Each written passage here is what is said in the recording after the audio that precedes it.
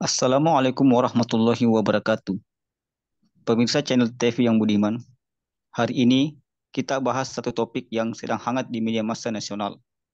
Seputar perekonomian Indonesia, kita bahas dalam pandangan Islam tentang Arab Saudi dan Indonesia difavoritkan gabung bridge.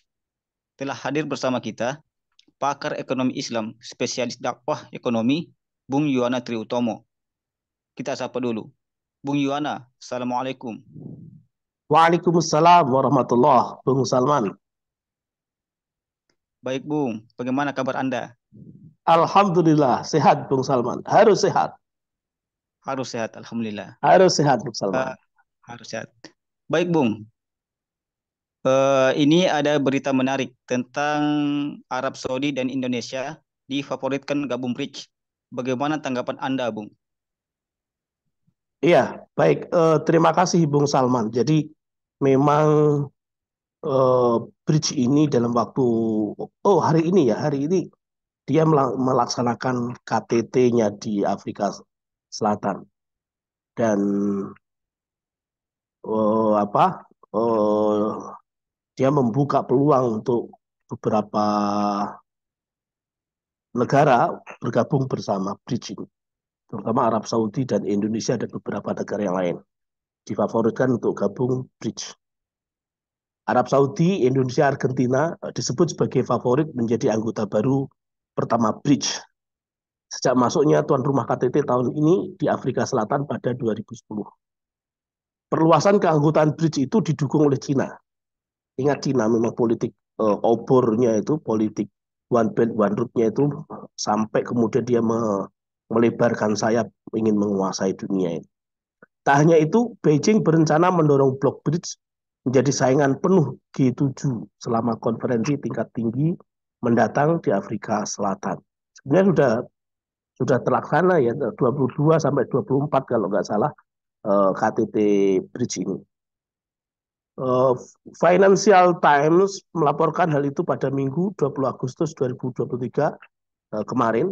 Menurut sumber yang tidak disebutkan namanya, Beijing diduga berselisih dengan India atas prospek perluasan keanggotaan grup menjelang acara tersebut yang dijadwalkan berlangsung di Johannesburg, Afrika Selatan antara 22 dan 24 Agustus. Jadi bahkan hari ini kan Presiden Jokowi ada di Afrika Selatan sedang menghadiri KTT Bridge ini. Surat kabar itu mencatat tidak ada kesepakatan antara Beijing dan New Delhi tentang apakah bridge yang saat ini terdiri dari Brazil, Rusia, India, Cina, dan Afrika Selatan harus menjadi klub ekonomi non-blok atau kekuatan politik yang secara terbuka menantang Barat. Isunya tentang dedolarisasi dan lain sebagainya.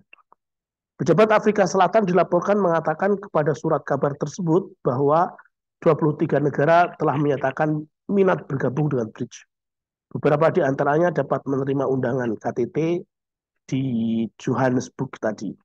Nah, ini bagaimana menurut ekonomi Islam? Nah, ini tugas yang Bung Salman berikan kepada saya. Jadi eh, bridge yaitu Brasil, Rusia, India, Cina dan Afrika Selatan ini memang sedang mengadakan KTT pertama tanggal 22 sampai 24 Agustus di Afrika Selatan tuh. Dia berencana meluaskan pengaruh dengan membuka keanggotaan baru bagi negara-negara yang memiliki kepentingan yang sama, yaitu kepentingan menolak Barat, menolak hegemoni Barat, menolak dominasi Barat. Ya, bridge ya kerjasama ekonomi. Awalnya dia kerjasama ekonomi, membuat blok perdagangan internasional sebagai tandingan dari blok negara-negara Barat yang dipimpin oleh Amerika Serikat tentunya, dan menggalakkan isu dedolarisasi, yaitu mengganti dolar sebagai penguasa sistem keuangan global dengan sistem moneter yang baru. Yang tentu kalau bicara sistem moneter itu pasti ada bank sentralnya. Yang dimaksud adalah dia akan mendirikan bank sentral, New Development Bank atau Bank Bridge. Nah, isu kontroversial di KTT ini yaitu perluasan anggota baru seperti tadi diberitakan di media massa yang saya bacakan. Ada pro dan kontra antara India dengan Cina tentang perluasan anggota baru ini. Arab Saudi, Indonesia, Uni Emirat Arab, Mesir, Ethiopia, Argentina, dan 40 negara lainnya dibilangnya minat bergabung. Cina setuju untuk berebut pengaruh perdagangan dan geopolitik dengan Amerika Serikat, sementara Brazil skeptis, ya termasuk India tadi. Rusia tidak datang karena ada ancaman keamanan akibat perang Ukraina. Sementara Presiden Jokowi dijadwalkan hadir di KTT Bridge di tengah kunjungan ke negara-negara Afrika lainnya, termasuk ke Kenya. Yang pasti sudah ada di Afrika. Nah, eh, Bung Salman, kembali saya ingatkan sebuah ayat. Wa'tasimu bihablillahi jami'an wa la tafarraqu. Wazkuru ni'matallahi 'alaikum id kuntum a'da'an fa'alafa baina qulubikum fa asbahtum bi ni'matihi ikhwana wa kuntum 'ala syafa hufratin minan nari fa anqadzakum minha. Kadzalika yubayyinullahu lakum ayatihi la'allakum tahtadun. Ayatnya itu menjelaskan wa'tasimu bihablillahi jami'a. Artinya bersatulah. Kalau kalian mau bersatu dengan Bridge, dengan PBB, dengan OECD, dengan G7, G20 dan lain sebagainya, termasuk dengan OKI, itu bersatulah. Tapi ingat, bihablillahi. Jadi bersatunya itu dengan tali Allah, bukan selain yang lain. Artinya apa?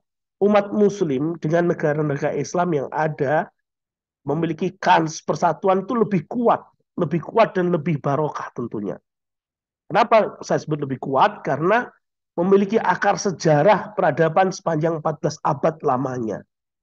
Potensi geopolitik, kekuatan sumber daya alam yang melimpah, sumber daya manusia yang sangat sangat padat ya.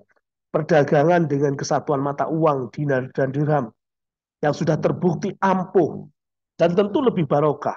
Ya, karena apa? Karena memiliki kesatuan iman dan Islam yang sama.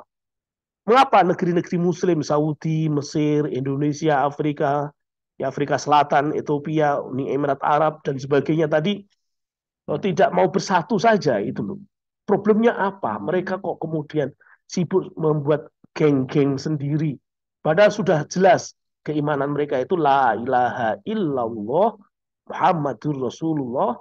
Sejarah mereka ketika khulafa Rasulullah SAW, Tuhan mereka satu, Allah Subhanahu Wa Taala, Nabi mereka sama, Nabi Muhammad SAW, kitab mereka sama, kitab Al-Quran, kiblat mereka sama, Ka'bah, ya itu jelas sekali. Ketika Rasulullah SAW kemudian dilanjutkan oleh Khulafaur Rasyidin, Abu Bakar, Umar, Utsman, Ali, dilanjutkan oleh Umayyah, Abbasiyah, Utsmaniyah, itu semua keberlimpahan ekonomi itu sangat barokah sekali. Mengapa itu menjadi lupa? Ya, mengapa itu dilupakan? Toh sekarang juga sudah ada OKI kan, organisasi kerjasama Islam itu. Jadi kenapa mereka harus berbuat sia-sia dengan bergabung ke Bridge, ke OECD dan lain sebagainya itu? Itu Bung Salman yang bisa saya tanggapi. Wallahu alam bisawab. Terima kasih Bung Salman. Assalamualaikum warahmatullahi wabarakatuh.